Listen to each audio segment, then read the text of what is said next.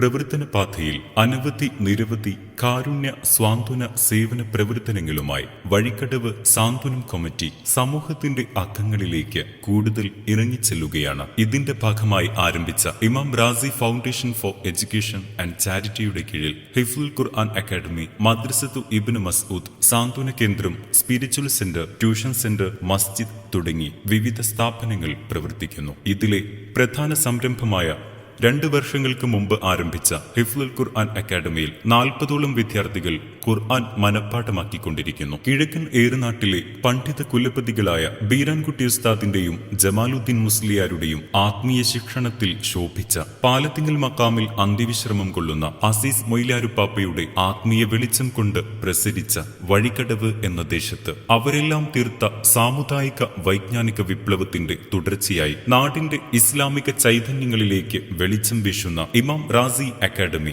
അതിലെ വളരെ സുപ്രധാന സംരംഭമായ ഹിഫ്ലുൽ ഖുർആൻ കോളേജിൽ ഈ ചുരുങ്ങിയ കാലയളവിൽ വിശുദ്ധ ഖുർആൻ മനഃപ്പാഠമാക്കിയ 9 ഹാഫിളുകൾക്ക് സനദ് കൊടുക്കുന്ന സന്നദ്ധാന സമ്മേളനവും സ്ഥാപനത്തിന്റെ 3ാം വാർഷികവും 2024 മെയ് 1, 2 തീയതികളിൽ നടക്കുകയാണ്. സംസ്ഥയുടെ അഭിമന്യരായ നേതാക്കൾ നേതൃത്വം നൽകുന്ന പ്രസ്തുത സമ്മേളനം വൻ വിജയമാക്കി തീർക്കണമെന്ന് അഭ്യർത്ഥിക്കുന്നു. VS ഉസ്താദ്, ബാപ്പുട്ടി താരിമി, സിദ്ദിഖ് സഖാഫി വഴിക്കടവ് തുടങ്ങിയ പണ്ഡിതന്മാരുടെയും പ്രമുഖ ഹാഫ്ലിങ്ങളുടെയും നേതൃത്വത്തിൽ നടന്നുവരുന്ന ഈ സ്ഥാപനത്തിന്റെ മുന്നോട്ടുള്ള ഗമനത്തിന് സുമനസ്സുകളുടെ സഹായ സഹകരണങ്ങൾ മാത്രമാണ് പ്രതീക്ഷ. ഇത്രയും കാലം ഞങ്ങളെ ഹൃദയത്തിലേറ്റിയവർ ഇനിയും കൂടെയുണ്ടാകുമെന്ന് പ്രത്യാശിക്കുന്നു.